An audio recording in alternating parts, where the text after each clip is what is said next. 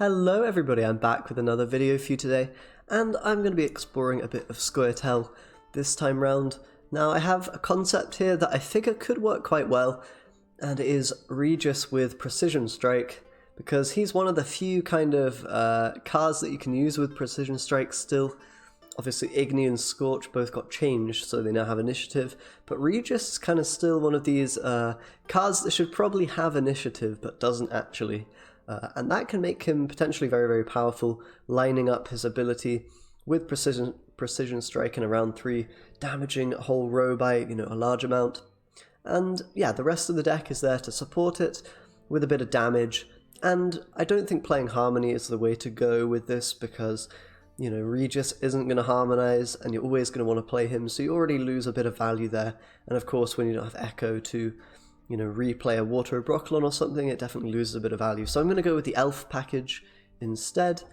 A lot of the elves have damage on their, in their kit as well, so we can use that damage to help set up Regis, things like Mullane, Teruvial, and, officers, bowmen, etc. Now, definitely the deck maybe could use more damage to enable it a little bit better. I think against some decks it will be quite difficult to get the Regis to work, but against others it will be reasonably easy. I think, things like Skellige should be pretty, getting Regis pretty hard, especially Lippy. And against scoia'tel might be a bit trickier. They've got the big waters which goes Tool, but we do have poisons which can kind of help out against Tool units, 5 of them, so you can deal with 2 Tool units in theory, and that should help quite a bit with those decks that go Tool rather than wide. But yeah, the deck should definitely do well against other elf decks for sure with the Regis, and yeah, probably Uprising as well is pretty easy to deal with the Regis. So definitely going to have some kind of polarized matchups. I think whether or not the deck goes Tool or wide is going to be a pretty big factor in that, but it should be pretty strong. So before we jump into some games, let me remind you to subscribe if you haven't already, so that you don't miss videos, or you're less likely to. And yeah, really appreciate it, guys. So let's play some games. Alright, gonna be a Gurnakora player. Something you don't see too often.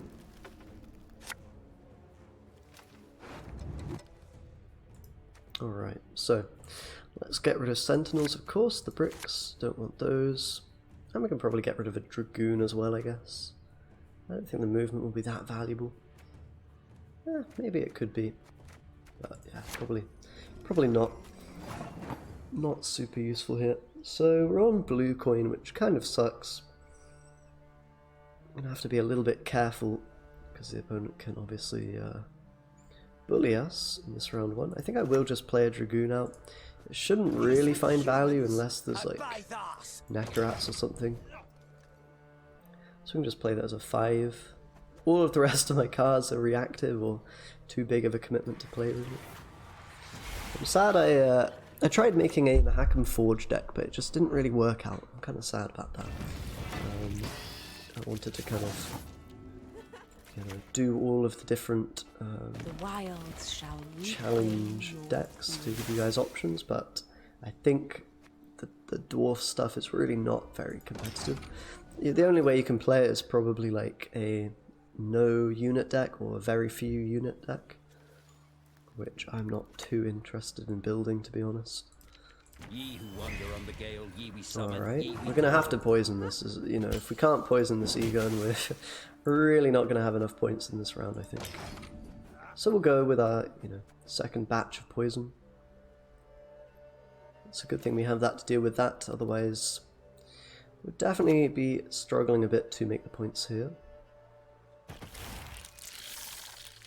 And we might have to take a pretty early pass against this. I'm a bit scared of doing that because obviously, the Fruits of Isgith gets a lot of value from being able to push round 2 with the leader and put a lot of pressure on that way. So maybe we try to play out a little bit longer here. I'd quite like to get Bowman out of the hand if it's possible. Oh, he's playing Brux on back row. Excellent. I can't believe how often people make this mistake against scoia'tel. It's actually very common. But yeah, I mean, if we absolutely need to, we can probably pull out our, our Aileron with Elias.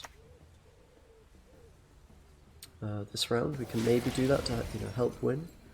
I'm a bit kind of skeptical of that line of play. We could probably go with a Mullane.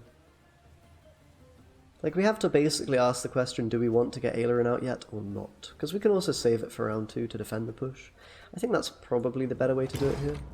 It's a bit annoying because he's getting to take the round without committing very much at all, which will make the push, you know, quite a bit stronger in round 2. But we'll see, we'll see. We'd love to find maybe another batch of poisons. The Regis can be very powerful. It's, you know, just a matter of finding it and having it at the right point in the game.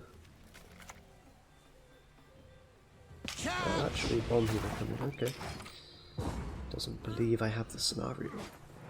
I'm kind of giving him no reason to believe I'm playing elves. He might think I'm Harmony, which will mean his push is better than it will be against elves, probably. The elves I can probably just take a card if he pushes in, because you do have a lot of tempo with these guys. I think I will mulligan Officer. Marauder's not great, but I can't afford to do another mulligan because it's going to brick, probably. Going to draw one of my bad cards. That's definitely a weakness of Precision Strike, is you sometimes lose out on mulligans because of having those dead cards in the deck. But, you know, it is what it is. So the opponent is going to go with the lava to start. So, you know, we don't have to deal with that anymore on the bright side. I think I might actually just kill both of those with my leader and Teruvial. I think that's probably the best play here. Otherwise, the push is quite scary. We still keep most of our leader value for round 3. But this way I'm like a little bit safer, I think. And our Regis value will be worse, but if he's pushing us anyway, it probably won't find too much value. Regis is really there as a way to punish the opponent for going into a long round for the most part. So I think we'd be quite happy if we take a card off him, which is why I'm tempted to play Venossiel here. Just to enable, you know, the ability to pull out Aileron and get a card if I need that. I think it's probably worth doing. Cast off your arms, then we'll talk. It might seem like an overcommitment at this point, but he's got the Penitent on board, which will translate into an extra 10 points or whatever, so I think this is the play. And if we need to, you know, if we don't need to get ahead in points, or we don't need a large tempo play next play, we can play Marauder instead. Yeah, for example, if he plays a Plumard, okay, Marauder in response. And then we can go with our actual big plays once he commits a bit more to this round. We've got to be a bit careful of, you know, Osrail. Short round is really potentially quite nasty if we don't hold on to enough good stuff. Alright, I think I'm going to just play Yavin now. Not too big of a commitment, but not a small one either. Gonna get the Aileron out, so, you know, it's definitely a bit costly, but question is whether we kill Penitent or the Plumard, and you know, Penitent kill is probably better, but because otherwise he can thrive more, it's a bit scarier. So I guess I'll do it. It will mean he gets a pass, I think, here, but actually no, because we have Aileron popping out, so it's fine. Humans to the sea! And he's giving us kind of our Isengrim value if he plays on here as well. So we really want to save Elias and Oak for round 3. Those can be really nice together. In conjunction with the leader ability, we can destroy one of the Dryads and then, you know, get value that way. I'm a bit worried I might actually lose my leader value. If he doesn't have any small units to kind of deal with, then that could be a bit of a problem. So I think here it's just Isengrim. Is that enough to get us ahead? It should be. The only good human is dead. Just about. You know, if he does want to get his card back, then he's going to be using some really good cards, probably. So I don't really mind that too much. So is Mullane going to be enough? I think it probably isn't at this point, unless we use maybe Leader with it. So I think now we probably just suck it up and play the Elias. which should be enough, I imagine. He gets 2 here, and then we lose 2 effectively, so he's gaining 4. And Elias is worth 9, 10. So it should be enough, right? I do what I must.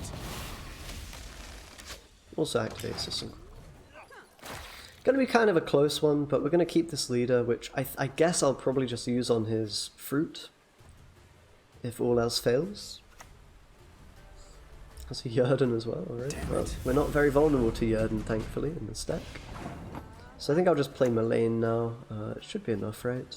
Again, we're losing effectively 4 points, but we also proc Isengrim, so it's totally fine. And we can even hit the Pogo so that it doesn't activate beats. Alright. So he kind of used a lot of his good stuff trying to get the card back. Of course, there's still Osrel to worry about. There's still potentially a, you know, big Goliath or something, but we did get a lot of his provisions here. And it's Gurnakora's fruit, or Ysgith, I should say. So that will be quite nice for us in terms of meaning he doesn't have too many provisions to work with. I think I'm going to keep this. The Mahakam boy is quite a decent starting play. We go on front row because of Whisperer being on front. Yeah, we don't really have anything better to draw there apart from Half-Elf Hunter because we're lacking a proactive play. So Mahakam Marauder is actually really good in that particular situation. Now we've got to decide, do we want to Forest Whisperer the Moonwraith, or do we potentially get more value? I think we do use it on Moonwraith here. I think we will also have to leader on the fruit, but that's acceptable. Maybe we can leader something else, but honestly we don't even lose too much value leadering this. Oh, okay, we get leader value on the Ekimara. That's quite nice for us actually. We'll probably wait a turn. Leave while you still stand. I think it's safest to actually use the strike now. Oh wow, we even go on this row as well. That's quite nice for us. I guess we should wait because he might have a lacerate or something, which could punish. I mean, we probably are winning every time here, right? Glusty Warp. Alright. That's interesting, he's playing Glusty in that deck. Probably shouldn't be finding value too much of the time, but... Alright, we did manage to get that. Pretty clean win, but you know, that is against Fruits of Ysgith, not the strongest deck ever. So maybe let's see if we can find a stronger opponent and see if we can win again. Okay, gonna be a bit of Nilfgaard. Damn it. I'd quite like to see the Regis work here, although against Nilfgaard it might be tricky to find value. They typically don't play that many units, but we'll see, maybe they play into it. They're definitely incentivized to play on one row because of Bowman. Let's just get rid of our bricks. Mulligans with this deck, quite easy, you know, it's just most often get rid of the cards that are really terrible and you want to keep in your deck for later. And that's all there is to it. I have served you. Now you must serve the Empire. So how much importance are we placing on the round 1 win here? It's Enslave, it doesn't find too much value against us, honestly. Winning round 1 would be nice because we can go straight to round 3 and we should have a pretty decent shot at winning that. So I think poisoning this is pretty much always good. Kind of not a reason not to go for that. We have 3 poisons in hand, so even if he purifies, we can still, you know, target it down. And if we want to kill the Diviner, we can, just for a bit of extra pressure. They might not be playing, you know, something super optimized if they're running Glynis, although I'm not sure. Haven't seen it too much. I think I'll probably just go for this kill on Diviner and then the slow poison on the Glynis. Because we can kill the Diviner just with bronzes, which feels pretty good. Assuming there aren't, you know, multiple assimilate procs in one turn. That's a bit annoying. Losing our Bowman makes it a bit harder to get out the Aileron if we want to pressure on even. So of course we want 2 elves on the board so that we can then go for Venosiel. But honestly, I don't think we need to win on even. That's more of a luxury than a necessity. Let's see what happens here. Just gonna be a rock tosser, okay. That's acceptable. I think I will probably throw out the Dryad Ranger now. One arrow. That is all I need. Not really going to harmonise with it too much. Maybe we can harmonise with Marauder, but yeah. This poison play is quite nice because if he wants to get his tactical advantage value, then he needs to play into the poison. He might have another way to purify, but... oh, he does. Okay. Well, that's a bit annoying for us, but not the end of the world. Does mean we probably don't want to push too much more into the round here. We could maybe play the Marauder if we have a follow-up play that gets us ahead without costing too much. I mean, Venosial it would have to be, right, which it's not too expensive. I think I'm going to go for it. I think having control of the game is probably worth quite a lot here. And this is a pretty good target for his leader, so we'll just get that out of our hand for now.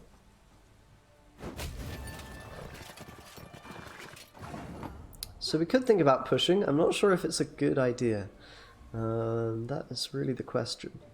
If we do, it's with Venosial, and then we can probably take it with Whisper after, I think. How many is that? It's 15, yeah, we could do that. If we want to win the round badly, then that's the line of play we're probably going to take here. How badly do we want to win it? It would be quite nice, wouldn't it? I'm a bit scared of double scenario possibilities. Some nasty things that we, you know... then again, having double poison for later is also... triple poison doesn't do too much, so I guess we go in. I guess we can go in. It basically only costs us the Venosial, which is a pretty good card, but... I mean, it's a very good card, but, you know, we have Elias probably, and other things. And there's a possibility he'll even play into this and potentially give up the win on even. Oh, he actually is. I mean, it's pretty good for the... Forest Whisperer is pretty good to steal right now. Double Assimilate on board. I might just be kind of playing into, you know, into his stuff right now by pushing on. But I think there's a reasonable chance we can still win uneven. Do we do it? It's getting a bit risky, isn't it? I guess we can. I guess we can. I could have gone on front row actually there as well. It's kind of annoying how I'm split between the two rows for the oak. Let's just push it then, and, you know, maybe punish if he has some kind of engine on hand, like a hefty Helga or something like that. And then again, now I don't have Mullane to deal with that, so that's a bit dodgy. We do have Leader though, which can kill Helga. Our next play is going to be 10 points with Isengrim. I'm honestly not sure if this was the correct line, because he did have Glynis on board, which could activate a few more times for quite a bit of value. Watch your heads! Watch your heads. I think we'll just go with Isengrim now. It's a good card, but this will really cement the win on even, I think.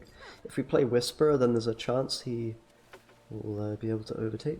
Maybe then, you know, then again, maybe not, because he did just play a Heaver, which is a sign of weakness here. We'll see though. Just great. Yeah, the Triss is kind of what we were thinking of. Some card similar to that. Gonna be worth a lot of points here. Because the double assimilate. It's a real shame we couldn't actually poison this Glynis this round, because that would have been worth a lot. So, are we happy committing Oak? I'm not sure happy is the word, but I think at this point we're kind of committed to the push.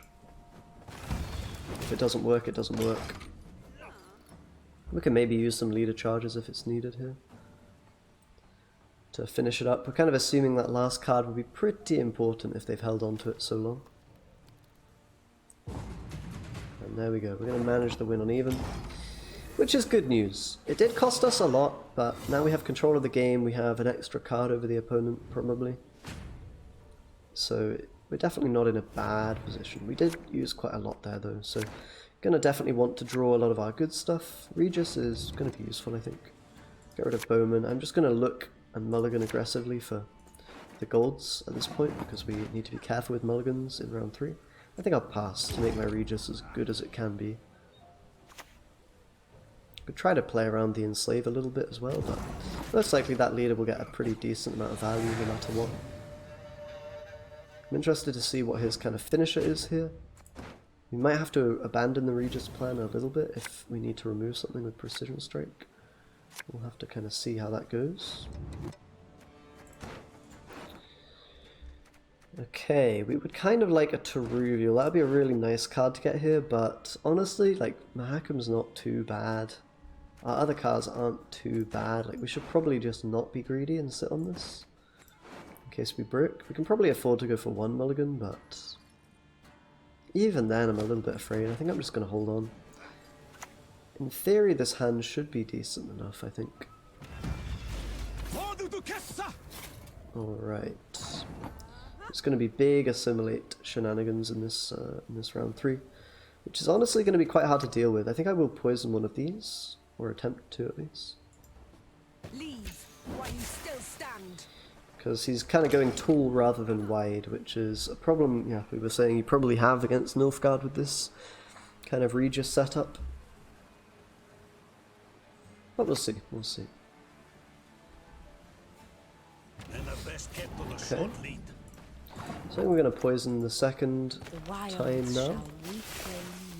It's a bit annoying that we lose out on the Ranger Harmony, but it is what it is. Really going to come down to this Regis, I think. And with these kind of 3s on the board, he gets a pretty good amount of value. Those are the kind of targets we would like to see. Artorias as well is really, that's something we want the opponent to have. Alright, so it's not looking too bad here, honestly. We're getting a lot of units here which are definitely going to play into our good stuff. So we could even Elias the Forest Whisperer here if we want to deny that poison. It's probably worth doing, honestly. It's not too bad of a play, I think. But we can also use it on Informant. Maybe just playing the Dragoon is good. The only problem with that play is it will kind of maybe tip off the opponent as to what I'm planning on doing here. So maybe let's just go ahead and you know, hit Artorias or Ranger. Probably hit Ranger. We'll just play it chill for now, play it relaxed. I also don't want to give him leader value if I can afford to. So we might go for an early Regis even, just to deny the leader. We'll see about that, that's kind of a bit of a ballsy play really. Death can come where blood does not. Alright. So potentially we move the morale. I guess I probably will play the Marauder now and just feed that to his leader if he wants it. He might be more tempted to actually go for the poison on it. I think I'm just kind of relying on my Regis value, and his leader will be a little bit bricked because we have so much card advantage here.